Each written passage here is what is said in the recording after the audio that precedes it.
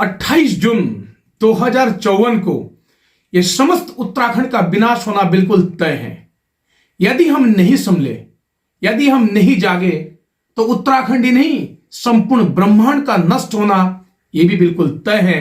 यदि सपने में मुझे जो दिखाया गया और वो सपना यदि सच हुआ, तो निश्चित तौर से याद रखिए, महाविनाश बिल्कुल तय हो जाएगा। उत्तराखंड की विनाश लीला तो उसी दिन शुरू हो गया था जिस दिन 16 जून 2013 को उत्तराखंड में महा त्रासदी आई थी, महा आपदा आई थी। और उस आपदा का कारण भी हम ही थे, हमारे सरकारें थी, हमारे राजनीतिक दल थे। क्योंकि 16 जून 2013 की शाम को उत्तराखंड में स्थित अलकनंदा नदी के तट पर बने मां धारी देवी को अपने स्थान से वहां पर हम ही लोगों ने एक बिजली परियोजना के नाम से, हाइडल पावर प्रोजेक्ट के नाम से हम लोगों ने बिना सोचे समझे उसको हटा दिया गया था। उसका परिणाम अलकनंदा ही नहीं, पूरे उत्तराखंड ने नहीं, पूरे विश्व ने देखा कि किस प्रकार से केदारनाथ, बाबा केदार के धाम में किस प्रकार की त्रासदी आई थी। क्योंकि धारी माता जो काली मां का स्वरूप है, काली मां को समर्पित है और द्वापर युग से श्रीनगर से मात्र 14 किलोमीटर की दूरी पर स्थित है, जो कि हमारे रुद्रप्रयाग से भी, रुद्रप्रयाग और हमारे श्रीनगर के मध्य अलकनंदा नदी के तट पर ये स्थित है।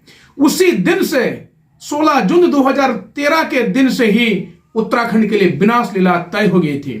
किसी इतिहास को जाने बगैर केवल और केवल विकास के नाम पर हमने उसको हटाया, और विकास जीवन पर इतना प्रभाव डाल रहा है जो कि आप जोशीमठ के रूप में भी आप लोग देख रहे हैं। जानते हैं, ये जो धारी देवी की जो घटना है, धारी देवी की जो घटना आप जानते हैं क्या ही है? ये द्वापर युग से मां काली की शक्ति के पीठ के रूप में इसे जाना जाता है। जो उत्तराखंड में तमाम जो हमारे मंदिर हैं, उत्तराखंड में तमाम जो हमारे तीर्थ पर्यटन स्थल हैं, उत्तराखंड में जितने भी श्रद्धालु यहां पर आते हैं, उन सब की रक्षा करने के लिए मां धारी देवी को जाना जाता है। और मां देवी का जो स्वरूप है, वो जो स्वरूप आप जानकर हैरान हो जाएंगे, रहस्यमय है ये बात कि मां धारी देवी सुबह ये कन्या का रूप लेती हैं, दोपहर को एक युवती का रूप लेती हैं, और संध्या के काल में एक बूढ़ी मां का स्वरूप लेती हैं। और एक मां का जब स्वरूप बूढ़ी मां का स्वरूप लेती है, उससे पहले ही उनके स्वरूप को हम लोगों ने वहां से हटा दिया था। तो ये जघन्य अपराध जो हमारे द्वारा हो रहा है, कभी टनल के नाम से हम लोग खुदाई कर रहे हैं, सीने को छलनी कर रहे हैं, हमारी मां के सीने को हम लोग छलनी कर रहे हैं, खुदाई के नाम पर, रास्ता बनाने के नाम पर, 5 स्टार होटलों के नाम पर। इसके लिए जिम्मेदार तमाम सरकारें हैं। उत्तराखंड तो 9 नवंबर 2000 को यह वजूद में आया।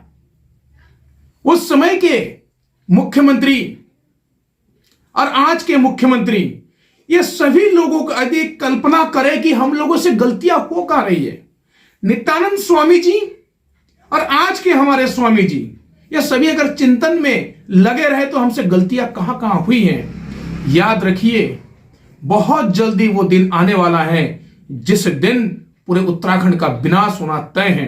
इसके नीचे से इस प्रकार की आवाजें आ रही हैं जो आप सुन पा रहे हो। आज जोशीमठ है, कल कर्णप्रयाग है, फिर रुद्रप्रयाग है, फिर गोचर है, फिर धीरे धीरे करते करते करते करते जो हमारे बद्री धाम है, केदार धाम है, वहां पर यह समाप्ति की ओर जाएगी। इसके नीचे से हमारे जो चट्टाने वो खिसकती रही है। क्या आवश्यकता है देवभूमि उत्तराखंड की? इसके छीने में, इनके सीने में छलनी के ऊपर छलनी किए जा रहे हैं। सोचा कभी आप लोगों ने? क्या ऐसा हम लोगों ने विकास के तथ्य बना दिए? जो महानगरों में लोग रहते हैं, दिल्ली के 5 स्टारों में जो रहते हैं, विदेशों में जो लोग रहते हैं, वो सिर्फ और सिर्फ उत्तराखंड के पर्यटन के नाम पर यहां पर ऐसी अश्लील हरकत करते हैं। मैं सभी की बातें नहीं करता हूं, सभी की बातें नहीं करता हूं। जानते हैं, जोशीमठ में नृसिंह भगवान का जो मूर्ति है, जिस दिन वो मूर्ति 10 इंच की जो मूर्ति है, वो आज से नहीं है। भक्त प्रहलाद की रक्षा करने के लिए भगवान ने, विष्णु भगवान ने अपना अवतार धारण किया था, जिनका आधा शरीर सिंह का है, आधा शरीर मानव का है, जिन्होंने अवतार लिया अपने भक्ति की रक्षा करने के लिए। आज उस 10 इंच का जो भगवान की जो प्रतिमूर्ति है वो धीरे धीरे धीरे धीरे घिस रही है। और यकीन मानिए, जिस दिन नृसिंह भगवान का प्रतिमा पर खंडित हो गया, दोनों जगह, जो रुद्रप्रयाग है, जो हमारे केदारेश्वर धाम है, जो बद्री धाम है, ये सपाट हो जाएगा। और केवल यही धाम नहीं, भगवान के वास स्थान शिव की नगरी, जिस दिन इस नगरी का विनाश होगा, संपूर्ण ब्रह्मांड का यह विनाश हो जाएगा।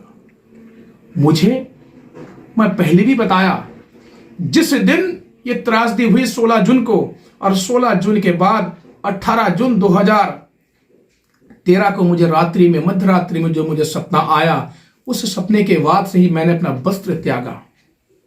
और तमाम जो चीजें मुझे सपने में दिखाया गया था, मैं उसके पालन करता रहा। आज मुझे सोशल मीडिया के माध्यम से आना इसलिए पड़ा, मैं चुप रहा अब तक, कि शायद इस प्रकार के कार्य से शायद मैं अपने उत्तराखंड को बचा सकूं। आज वो समय आ गया जिस समय के कारण मुझे उस रात्रि के सपने में दिखाई गई बात को सभी लोगों के बीच में मुझे लाना पड़ रहा है। उस सपने में मैंने देखा था कि बहुत जल्द 2054 में उत्तराखंड का महाविनाश तय है।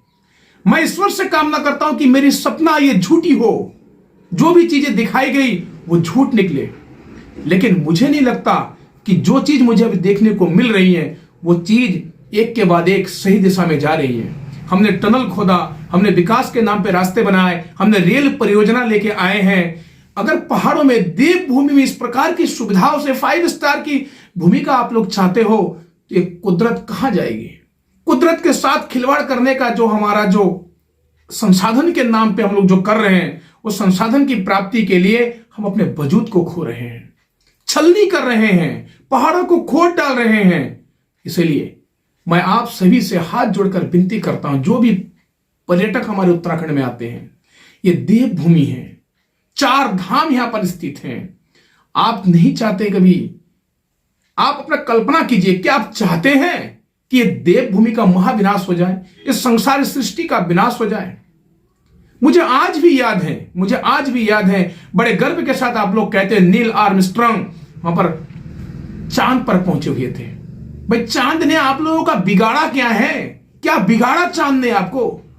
इस खूबसूरत सी चांद ने आप लोगों को कुछ बिगाड़ा है? उसके स्वरूप को चेंज करने के लिए वहां पर उबड़ खाबड़ है या नहीं है? नील आर्मस्ट्रांग जी वहां पर पहुंचे, 4 लाख लोग उनके पीछे लगे हुए थे। वहां पर जगह खरीदने की बात करते हैं। अरे भाई, प्राकृतिक संसाधन है, प्राकृतिक चीजें हैं, नैसर्गिक चीजें हैं, ईश्वर का वास है। इस संसार में ऐसा कोई भी वस्तु नहीं है जो किसी वैज्ञानिक ने बनाई हो, जब तक कि भगवान ने उसको नहीं दिया तब तक किसी वैज्ञानिक कोई चीज आज तक नहीं दे सकती। आपके पास मोबाइल है, आपके पास सेट है, आपके पास कोई भी चीज है, आपके पास कंप्यूटर है, आपके पास गाड़ी है, आपके पास बंगला है, आपके पास बहुत सारे पैसे हैं, सब कुछ है। याद रखिए, यदि इस भूमि ने आपको अगर कंक्रीट नहीं दिए तो फिर आप घर बनाने की कभी कल्पना कर सकते हैं? यदि सोना और जवाहरात, हीरे जवाहरात, यदि ये भूमि ना दे तो क्या कभी आप आभूषण पहन सकते हैं? क्या कभी अगर पृथ्वी ने अगर पेड़ उगाना बंद कर दिए तो क्या आप फर्नीचर बना सकते हैं? क्या लोहे अयस्क अगर पृथ्वी ने नहीं दिए तो क्या आप लोहे की चीज आप बना सकते हैं? यदि ईंधन देना बंद कर दिए तो क्या पेट्रोल और डीजल की परिकल्पना कर सकते हैं? यदि पानी अगर देना बंद कर दे तो क्या कोई वैज्ञानिक ऐसा जो पानी बना के दिखा दे? जो कुछ भी, सुई से लेकर हवाई जहाज, जो कुछ भी इस पृथ्वी पर है वो मेरे गोविंद की देन है, मेरे ईश्वर की देन है। इसीलिए आप लोगों सबसे मैं कहना चाहूंगा, जो मौज मस्ती करने के लिए यहां पर आते हैं उत्तराखंड में, उनसे मैं निवेदन करता हूं, नैसर्गिक चीजों का आनंद लीजिए, इनसे छेड़छाड़ मत कीजिए। भ्रूण हत्याएं करने के लिए आप लोग देवभूमि में चले आते हैं, होटलों में रहते हैं, होटलों में रहने के पश्चात वहां पर ऐसे ऐसी क्रियाकलाप करते हैं, उसके जिम्मेदार हम स्वयं हैं। कुंभ का मेला लगता है, जानते हैं कुंभ का अर्थ क्या होता है? कुंभ का अर्थ होता है पीयूष घट, अमृत कलश होता है कुंभ। कुंभ का अर्थ होता है अमृत, और उस अमृत को पीने के बजाय यहां पर आकर आप लोग नरक पैदा कर देते हो, नरक की स्थिति उत्पन्न करते हो, उसके लिए भी जिम्मेदार हम हैं। ये देवभूमि है, इस देवभूमि को बचाना हमारा काम है। हम लोग सनातनी हैं, पूरे विश्व को बचाना हमारा काम है। एक के बाद एक 6 लेन, 8 लेन, 4 लेन, ऐसे ऐसे रोड हम लोग बना रहे हैं। हजारों लाखों पेड़ों को हम लोग काट के फेंक दे रहे हैं। फायदा क्या? उस विकास का हम क्या करें जहां पर हम सांस नहीं ले पाते? 50 मंजिली इमारतें बनाने की क्या जरूरत पड़ती है कि उसको फिर ट्विन टावर की तरह उसको तोड़ना पड़ता है? मेरे माताओं बहनों, मेरा उद्देश्य सिर्फ यही है। बार बार मैं हाथ जोड़कर प्रार्थना करता हूं। मैंने जो चीज देखा वो चीज मैं आप लोगों को बता रहा हूं। केदार घाटी को बचाने हैं, उत्तराखंड को बचाने हैं, हमारे अलकनंदा नदी को बचाने हैं, हमारे यमुना को बचाने हैं, हमारे गंगा को बचाने हैं। और ये गंगा को बचाने के लिए आप लोगों की सहायता की जरूरत आज पड़ रही है। मैं उन तमाम सरकारों से कहना चाहूंगा, यदि 2013 में उस समय के सरकार अगर ये सोचती, 2013 की सरकार यदि सोचती, तो आज शायद ये दिन देखने को नहीं मिलती। 2000 से लेकर आज 2023 चल रहा है। मुझे लगता है इसमें 8-9 मुख्यमंत्री हमारे बन चुके हैं। अगर सभी मुख्यमंत्री इधर ध्यान देती तो शायद आज ये दिन हमें देखने को नहीं मिलता। मुझे लगता है नित्यानंद स्वामी के बाद भगत सिंह कोश्यारी जी यहां पर आए। भगत सिंह कोश्यारी जी के बाद यहां पर एनडी तिवारी जी आए। एनडी तिवारी जी के बाद यहां हरीश रावत जी आए। हरीश रावत जी के बाद हमारे यहां पर पोखरियल साहब आए। पोखरियल जी के बाद फिर विजय बहुगुणा जी आए, हरीश रावत जी आए, पुष्कर सिंह धामी जी आए, त्रिवेंद्र सिंह रावत जी आए, तीरथ सिंह रावत जी आए। मैं उन सभी महानुभावों से, लेकिन जो आज यहां पर हैं, उन सभी से मैं निवेदन करूंगा, राजनीतिक पार्टी करना अलग बात है, देश को बचाना अलग बात है। सभी से मैं निवेदन करता हूं, उत्तराखंड के तमाम लोगों से मैं निवेदन करता हूं, इस उत्तराखंड के पहाड़ को छेद ना करें। इस उत्तराखंड को हमें बचाने हैं। उत्तराखंड को बचाकर विश्व इतिहास में ये जो नगरी है, ये वर्ल्ड में और कहीं पर नहीं है, पूरे विश्व में ये कहीं पर भी नहीं है। केवल और केवल उत्तराखंड ही इस विश्व में एक ऐसी जगह है जो कि यहां पर भगवान का ये वास स्थान है। हिमालय और कहीं नहीं है, कैलाश पर्वत और कहीं नहीं है, सिर्फ और सिर्फ ये उत्तराखंड में है, इस भारत देश में है।